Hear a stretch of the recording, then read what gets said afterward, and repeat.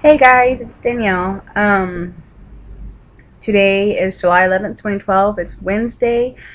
This is my third month weigh-in. Third? March, April. Starting April. Woo guys, this is my life right now. I'm just like completely scattered-brained at the moment. So here, I went to him in March, in April, so May, June, July. Yeah, this is my third monthly weigh-in with my pre-op team at my weight loss clinic. And I've got to say, gotta show you guys. I got another smiley face. Oh yeah. I scheduled my monthly visit with my doctor a little bit earlier than I normally do because I went on vacation, as y'all know, the past 2 weeks. And I was like, I want to get into them as soon as I can so I can jump back on my weight loss and keep going. And I'm glad to report that I still lost 5.3 pounds with them. No, yeah. No, it's 5. It's 5.5. I can't do my math right now. I just checked. 5.5 pounds down in a month compared to my doctor's office visit, which I was totally ecstatic for. I had gone in there expecting a gain just because I was on vacation, and I had already told myself if it was a gain, it was okay and I would be fine with it, but I still lost. It is my smallest loss to date with this office and my weight loss clinic, but it's still a loss, so I'm going to take it. I'm going to be happy with it, and my doctor wasn't upset with me. He was still very proud of me and everything. So, sorry guys, my phone. Just to go real quick over the numbers here. So I said I was down 5.5 pounds. That brings my total weight loss with my clinic since March 28th of this year to 44.1 pounds lost with my weight loss clinic. So I'm excited for that. That brought my BMI down to 44.7. It was a, let me check here. Yeah, it was a 45. The paperwork they do, I don't know if you guys, if I can show you guys. The BMI, it doesn't do, oh, lower.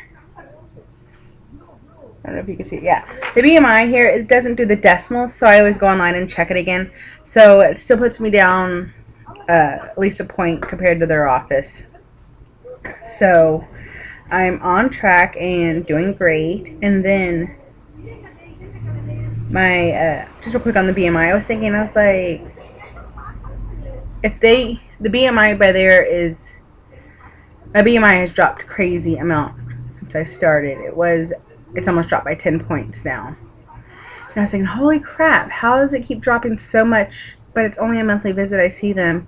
In my first month, I lost 20 pounds. In my second month, I lost 18 pounds. So there you go. That's 38 pounds. That's a lot of weight to drop real fast without having had surgery or anything like that intervention, besides my high protein diet, low carb, and the phentermine he gave me. So I'm like, all right, that's okay. Still struggling with the whole, I don't want my BMI to go below 40 pre-op, but I'm accepting that that's probably just, it's going to happen. And I put down for my BMI for me to have lost 70 pounds before surgery, and I was just playing with it, and that gives me a 37.8 BMI. So hopefully it'll be okay. I'm just so worried about not being approved. It's ridiculous. So whatever guys, sorry my bra strap's showing. It's what happens whenever your bras get too big, right? Whatever. So let's go back to some more numbers. My total body fat is down 0.2 pounds. My fat displacement and overall, it was all average about 0.3% down. So that's good. I mean, I am losing the fat throughout my whole body, and that the one thing I was a little worried about is my, see, I was looking at it earlier and I was thinking, holy crap, did that really just happen? Oh. my fat-free mass and that amount, it barely went down, but then again, I only lost 5 pounds, so I was thinking, oh crap, am I losing muscle too? But I gotta keep thinking to myself, because I keep looking at his paper, I'm like, holy crap, that ain't right. That ain't right. Because I weigh myself weekly. So I gotta just keep in mind that his is based off 5-pound loss and vacation. So yeah. Okie dokie. And then also today, I went to my doctor yesterday on Tuesday. Today I went to the sleep medicine clinic to do a follow-up on my sleep apnea study. It wasn't really sleep apnea, so it was just a sleep study. Sorry guys. Went there. I pretty much knew everything was going to be fine since I had gotten a call from my surgery coordinator slash case worker lady. She had called me and talked to me about some results and, you know, just letting me know everything was fine with that. And then she went over some pathology from my endo. So I went in there and I was thinking, all right, whatever, just let's get this done and over with. I was hoping I wasn't going to have to wait, because last time I waited 45 minutes in the exam room whenever I'd gotten there. Granted, I'd gotten there 15 minutes early, but they shouldn't have put me in a room, or should have let me know, hey, the doctor's late, because on top of me getting there early, he was actually 30 minutes late to my appointment. So I wasn't looking forward to this visit today. But I went in there, talked to him, found out a few things. He said that I, quote unquote, have a normal sleep, I guess, time. Like whenever I do sleep, I sleep normally. They said that I do snore. Which, I mean, I knew I snored. It wasn't a big deal, and I don't always snore. Whenever I was a child, I used to snore very loudly. My sister and I both, and we used to always get sore throats, so my mom had our tonsils taken out, and henceforth that took care of most of our snoring issues.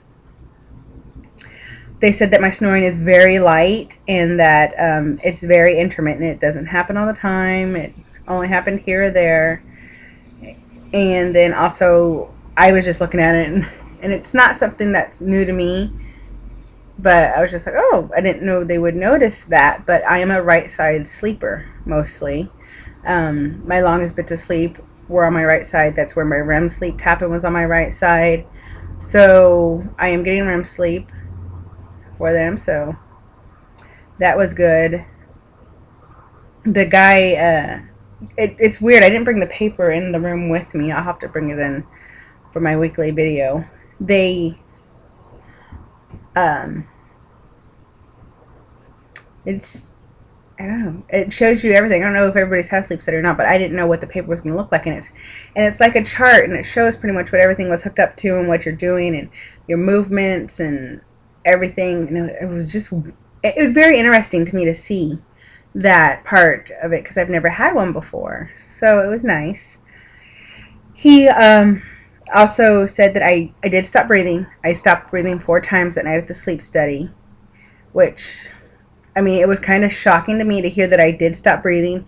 But he said that it was very minimal. My body, I mean, it stopped, but it never stopped long enough for it to even affect my heart rate or my oxygen levels. So he's like, it's so minimal. He's like, even if you were just here as a regular patient, not for weight loss surgery, we wouldn't give you a CPAP. We wouldn't offer you the surgery to help open up the throat where it needs to be. He's like, none of that would help you. So, and he's like, don't worry about it. He's like, it's not anything that is going to affect you under anesthesia or as post-op. I still under, whenever you're groggy and on the pain meds, and he's like, it's not going to affect you. He's like, of course, you know, the doctor, he was talking about how some doctors, you know, how some doctors do it as an outpatient procedure, and they just send you home. And then I told him that is why my doctor at my clinic, Dr. McMahon, he does all of his surgeries as an inpatient procedure, so that way he can watch you overnight, watch you while you're sleeping. And they have specially trained bariatric nurses obviously for his surgeries, that watch your heart rate monitors. They come and check on you all the time just to make sure, because he said if you do have sleep apnea, that's the most dangerous time, is whenever you're groggy and on medications, that you know, that's the dangerous part, going home and not being monitored. And if you're home alone and say my husband were to go out to get dinner for himself, I don't know, theoretically I could die in that amount of time for him to go down the street to get some teriyaki or something and come back. So that's why he does inpatient procedures, and that's one thing I'm very glad that he does, because I know whenever I had my ankle surgery and it was an outpatient procedure, I was knocked out, and my husband said there were a few times he made sure I was still breathing because it just got so low and so shallow that it had him worried. And he never left me home alone. He either, whenever he had to go out to go pick up my knee scooter, he waited for his mother to come here and watch me, and then he left and they switched off like that.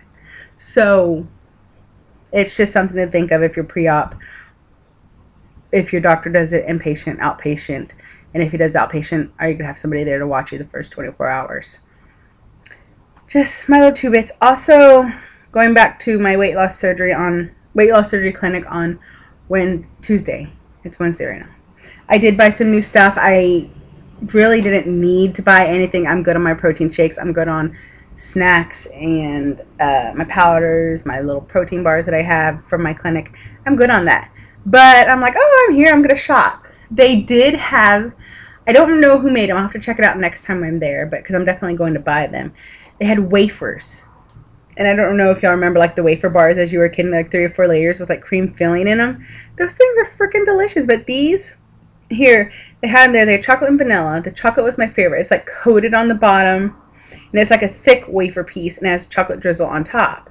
And it's a chocolate wafer. And oh my god, it was freaking amazing. I had 3 samples. It was so good. I also did take they're bariatric advantaged. Sorry, that's my water. Supporters, whatever. And so then they're every time I go in there, they have samples of the new products. And so they were also sampling the chocolate calcium chews and the caramel calcium chews. Huh? Look, they're my eye. From Bariatric Advantage. I haven't tried these yet. I don't really take calcium supplements just yet. If I want something really sweet, I'll have one of these from that clinic that I take. And I still have a couple more from the Bariatric Advantage sample packs they give the clinics for each surgery, so you can kind of see what you're going to have to take afterwards and what it's like, so you can taste it before you have surgery. Anyways, went there, didn't need to buy anything, but I did. I bought some PB2. It's PB2 with premium chocolate. So I'm assuming this is going to be like a Nutella. I'm not quite sure. I've never had Nutella. I mean, and I know that's from hazelnut. So, and this is peanuts. So I'm hoping this is good. This is definitely something I'll probably make while I'm at work. I'll make like one of the smoothies for my work and throw that in. Why not? And then also serving size 2 tablespoons. There's 2 servings in here, so I figure I get 2 tries of this. So I'm not too worried about wasting it. And this was only like $1 at my clinic. And then also my mother-in-law, she goes to my appointments with me. She bought one for her, and she also bought one for my old Weight Watcher leader, Debbie. She loves PB2 like nobody's business. And whenever my mother-in-law told her that, oh, I was able to buy PB2, she was like, online? Because she only knows you can get it online. And she's like, oh, no, at a doctor's office. She didn't want to tell her that I'm getting weight loss surgery. And I'm about to, this is just, sorry guys, a lot of rambling. I'm about to tell her myself on Facebook that I am going for weight loss surgery. Debbie has always been a big supporter of me, and she's just very nice, very understanding. She knows what it's like. You know, any of the Betty who's done my witches, they know the leaders were overweight themselves, so they know, and she knows. So, and even now and then I still message her, we just talk. She obviously knows I'm not going to Weight Watchers anymore. So, whatever. She is like one person I feel like I did let down going to weight loss surgery, but it's something I need to do for me, and obviously I know that Weight Watchers isn't the right tool for me, although I do love the program. So anyways, back to what I bought. I bought these. They're the Science of Protein Diet. They call them crisp. They're like chips. They kind of look like a flattened Cheeto.